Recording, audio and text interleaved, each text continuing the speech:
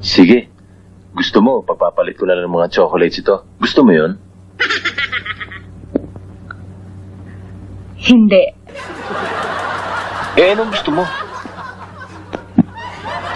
Ang gusto ko, umunlad ang isip mo. You're not a little boy anymore, Ariston. You're grown up. Binata ka na ngayon. Hindi na kalaro ang kailangan mo. Eh, hindi naman kalaro kailangan ko sa'yo eh. I love you naman, di ba? I love you naman talaga eh. Oo nga. Oo nga, pero huwag naman ako.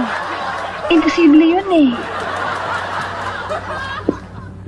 Eh, bakit imposible? Look, meron kang konting kulang, Ariston. Kung ano remedyo dyan, hindi ko alam. Pero yung feelings mo para sa akin, wala yun eh. Eh, hindi mo pa naintindihan yun eh.